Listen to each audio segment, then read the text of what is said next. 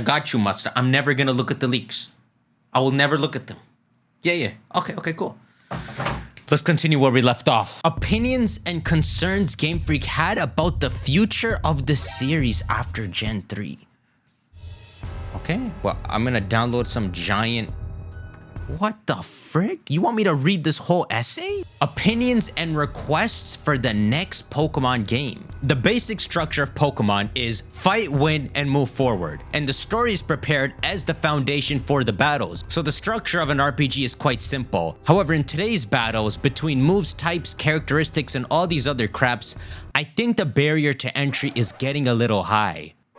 Yo, he's absolutely right. Invisible elements such as nature, individual values, and effort values must also be taken into account. And if you want to properly challenge a battle, you need a completely different fighting and training method than if you were to clear the game normally. Wow. It's just crazy to see them directly saying this themselves. So listen, we're in the future. The main thing he's trying to address here is to make Pokemon as easy to play and grasp as possible, which answers the Pokemon we see today, where there's no hard mode. There's a lot of holding your hand. They put flags wherever you have to go. The Pokedex is a Pokedex, and to complete it, you need to connect to the internet, need peripherals and a different ROM, and get limited distribution with movie tickets. So the barrier to entry is high. Suckers, you aware of that? You aware how stupid completing the Pokedex is? If the next game has more than 400 Pokemon, a Pokemon box will be necessary to complete the game. So by Pokemon box, they're talking about this thing that came out in 2003 where you can store 1,500 Pokemon. Even he's saying they're gonna need to buy that just to complete the decks. Obviously, they add more boxes in the Gen 4 games, but they were actually writing that here. So his conclusion is, I think it may be necessary to focus on a different aspect in the next game. So pretty much, they want to target beginners starting from this point forward for future Pokemon games. Up until now, gym leaders have only been one of the hurdles to overcome, but now that they've been given more attention and they're more involved in the protagonist's journey and growth, why not flesh out the elements of becoming a champion? Do you know how sick an idea that is? I think it would be interesting to incorporate a system in which the composition of the Elite Four and encounters change depending on the power struggles between gyms and gym leaders. Are you kidding me? They had something like this in their mind? They never fleshed this out. They're pretty much saying to expand the lore on what it means to be a champion and to also have the 4 positions of an Elite Four, kind of like how you saw in the Johto games, how Koga's not one of them. To show a power struggle and maybe competing with each other. Maybe they wanted to include something like a gym leader tournament between them. They got rid of the Elite Four in Galar, but it's a little like that. I'm not particularly knowledgeable about battling, so I don't have any particular expectations, but it seems that Emerald's Battle Frontier was well received by experienced Pokemon trainers. So I hope they continue on that path and don't make it any more complicated.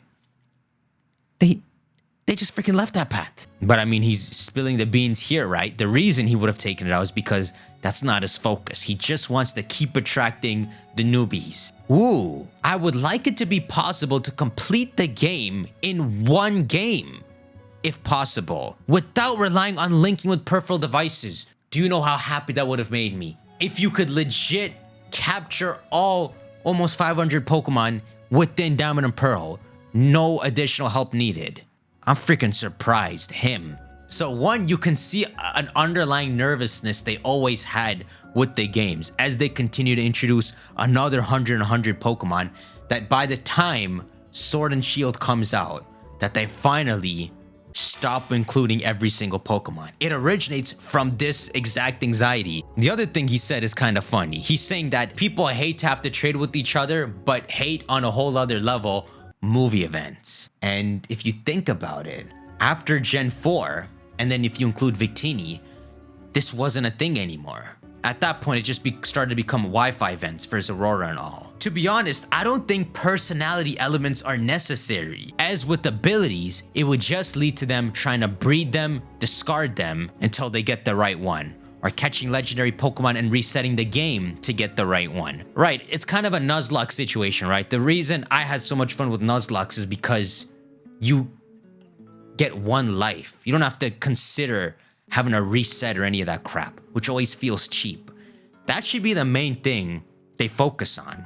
It sucks if you're just doing a casual playthrough and you find a need around in the grass and you're like, well, let me catch 15 until I get some decent stats. Now, you don't actually have to do that if you're doing a casual playthrough, but sometimes you can get the whole short end of the stick and get no IVs and a bad nature and just have a really weak Pokemon, despite by the end of the game raising it to level 100, which means its stats, like its attack stat, could be like 100 less than what it should be. I want to use the stylus to play with the Pokemon I've caught.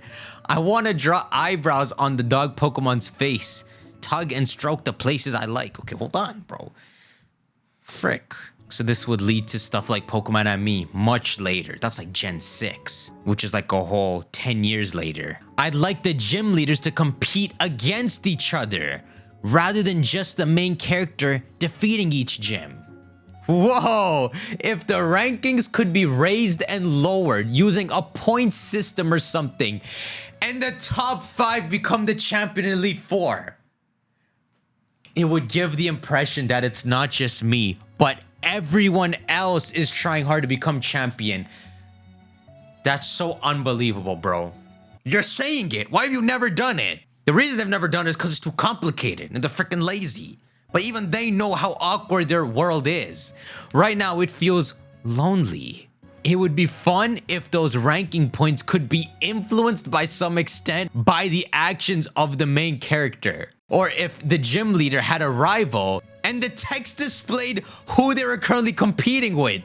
So you take out the rival and it makes the other gym leader skyrocket up.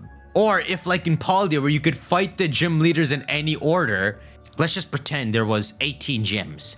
If after you beat the first 14, that's all you could do, and then you meet the last 4 in the Elite 4. At least there's a simple idea. Wow, Haruka, what did they do to you? Where are you that you have all the good answers? Maybe this is Masuda's alias. Look at this next point. I think it would be interesting if the protagonist's actions were reflected more in the game. Yeah, you think so? For example, if you keep training a ground-type Pokemon, a ground gym trainer could take you on as their apprentice and significantly increase the effort value of your favorite ground Pokemon. Oh, they literally just mean side quests. Very simple story changes that could happen. Self-contained, not affecting the big story. Depending on how you play the game. There's a lot of different triggers you can do. Just using this one side quest idea, you can make 18 trainers you can unlock in the game. Not all of which have to be gym leaders. They could just be some strong trainer. But for example, you catch 10 dragon Pokemon. It unlocks this dragon NPC that helps you rapidly train dragon types. You surf for like 10,000 steps. It unlocks a water trainer. You use a fire move 50 times. It unlocks the fire trainer. It doesn't have to be the same trigger. You can come up with a bunch of different ones. I'm sad. I'm very sad today. My mind is legit blown that Game Freak has some brain cells here. And then imagine something cool where if you do this early on in the game and then you make it to the very end where you're fighting the Elite 4, that one of them have swapped with one of the Elite 4 trainers. Just you doing all that and being their apprentice. It caused a story change like that. What other brain cells you got? I think it would be interesting if the main character opened a type any Pokemon gym as an extension of the secret hideout.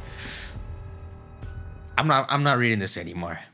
This is insane. There are so many awkward things in Pokemon games, and quite literally all of them are addressed in this document. They knew about it. So I read about 40 minutes of this. Yeah, it's a girl. I'm stupid, Haruka. Where is she? She had god tier advice for Pokemon 20 years ago that would have revolutionized the series, made it the Pokemon we want. Instead, we have some bare bones crap right now. Where is Haruka? That's all I'm asking. I don't want to bore y'all, so we're gonna save this post and cover it at some point later because there's some juice in here, but we can't read a document for the whole video. So let's keep going. Compilation of all beta Gen 3 Pokemon. Wow, if you're gonna do this, I'd have to look at all the ass watermark crap all this time. Are you kidding me? Let me look at this. That's great. They already took it down? I literally just saw it. Oh, look. So that would have been the evolution of that snowman dude with the foot. Ew, that's Tropius?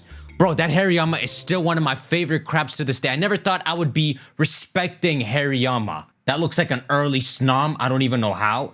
My frick. So that's Clamperl. And dude was only gonna evolve into... And that's not even Huntail. That dude looked like me. This is unbelievable. So the front sprite of Absol actually shows the whole yin-yang. They took that out after. Here's the back sprite for Absol at the end. You see no yin-yang. I thought when a Mega Evolve they could tap into that. They didn't. You know what the best thing they could do is? Make a regional variant. That's the yin side. So it would be a fully black Absol, except with the white dot here. Especially since you change both its eyes to be the same color. It's almost quite literally like they split Absol in half, and there's still another half somewhere. If Absol predicts disasters that are coming, this one, yeah, make this one predict good fortune that is coming. It's a bit reversed because Yang, what Absol is the side that represents like light and the heavens. So you'd imagine Absol would be the one predicting good fortune, and a black version of Absol would be the one predicting disasters. But it's always easy to flip it because Absol's got that dot. So remember, every yin has a yang. Okay, I'll keep going. Bro, I can't even tell what that is, but it looks like an extremely skinny Suicune. Oh, it's the Castform forms. Wait, so Dad's Castform? That's a freaking suck. And I guess that's Relicanth originally. Okay, we've pretty much saw everything here. So in this early beta time capsule, they have not designed any legendary Pokemon yet, and we still have this one unsplit. That's cool, let's keep going. Guys, only Gen 3, 4, and 5 so far. Gen 6 and 7 info also coming. This is just getting started. Yo, if there is lore about Kalos, it's over. That is actually the game most stripped of all its lore. Nothing is explained. This is just getting started. Black 2 and White 2 will be next. Then 200 gigs! It's freaking over. I'm at my happiest right now, and I promised myself I won't look at a single leak. Another beta battle theme. Come on, don't follow it up with this.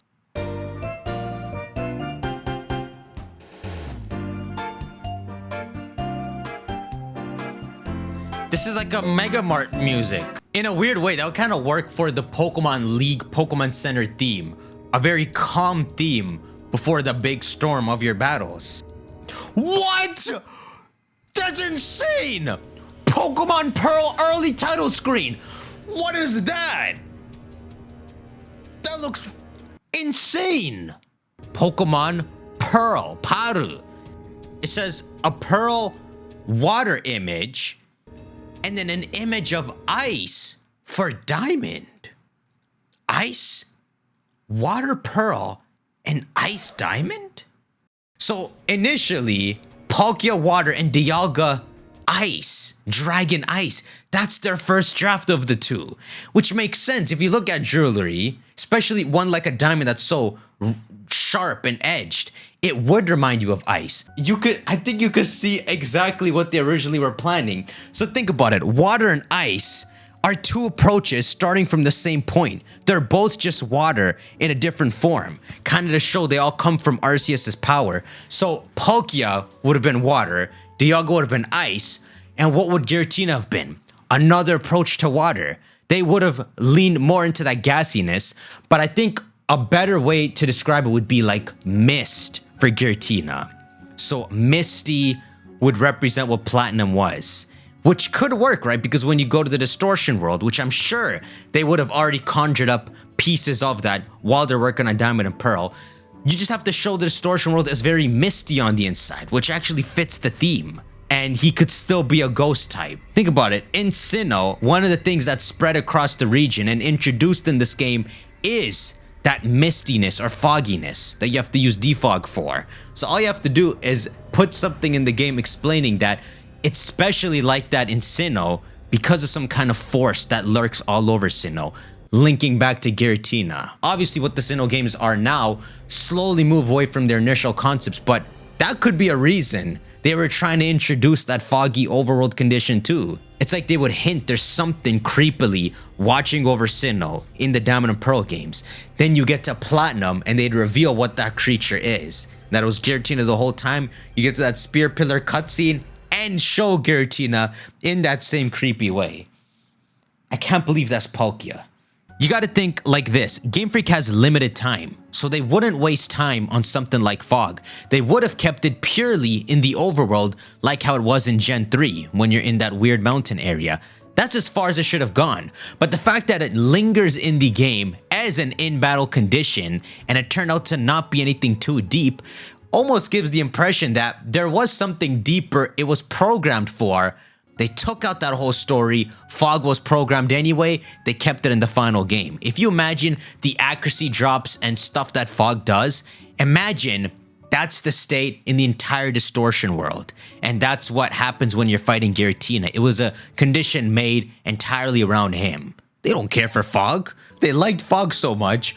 Why is it disappeared after Gen 4? It's not in Gen 5, 6, or 7. It's kind of in Galar's Wild area. And I swear it's missing from Gen 9 as well.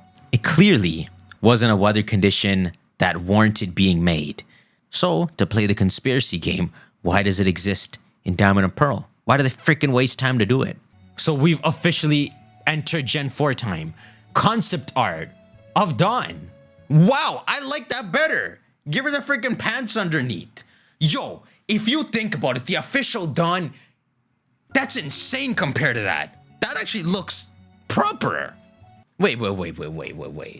Japan is crazy. That Alyssa crap, I still haven't lived down. Okay. She looked 43, Alyssa. She looked like a mom. She looked as old as Lusamine. From 43, I'll go down to 21 maybe. Japan is crazy. The whole point of her in the story is she's a model. She's presenting her appearance. The frick, Japan? I'm scared to answer the next Masuda call. I'm gonna block him. T-Tar bought Elsa, I don't believe what they say. Let me see what Dawn looks like. Dawn Pokemon. Yeah, that is insane. And she's 10 years old. I'm freaking cold looking at her.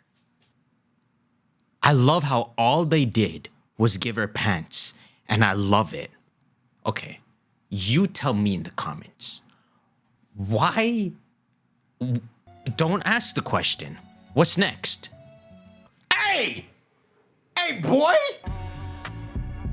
He's going to meetings? He's signing the deals? That man is a dog! Look at that. So he's all suited up? Then he undoes his collar and he got bling. Secret bling. Wait a sec. So when Cyrus got his hands in his pocket like this, the real reason is because... Whoa. My mind is blowing. What? See, when his hands in his pocket, it's cause they changed it last minute. It's like this. For example, if I pull up Professor Rowan, you can see once they design something, they'll just recolor it and then use that for a different purpose. This is for the anime. So all they did was have that Cyrus prepared, and then last minute, at the same time they decided to put Mars, Jupiter, and Saturn in an actual uniform, they F'd this man over. He looks like he's a big tube. Nah, bro, we like the Team Galactic uniforms maybe because we're used to it. That crap. They were a group of thugs. Well-dressed, preppy mobsters. Okay, I've got to go, but listen, imagine this man in his black suit on the sofa. You walk in, Jupiter and Mars in their white outfits. They look like a mobster family. I'm actually freaking expecting Mars to have a rocket launcher now. Not the new Mars, the one in the white dress. Like you meet her in the alleyway and then she just freaking puts a gun to your forehead. That's Team Galactic. That's the boy who grew up in a wealthy family. That boy is not descended from Stalin. This is a whole other thought process. This is way better. Oh, wow. And then she's unbelievably casual. That's not gonna fly. I guess the theme is they're well-dressed and she's casually dressed. And this is kind of how she dresses in the anime if I remember. But her official design is really good. She has a good outfit. A new Pokemon anime. Codename Reload for all ages. Okay, well that's not anything too big. That's gonna be like Twilight Wings and those other side animes. But here's what I'm wondering about. Where's the movie? Where's that movie that's supposed to have the new mythical Pokemon in it? Yo, Bruh, is this it? Okay, here's the big one. Pokemon movie 24 info.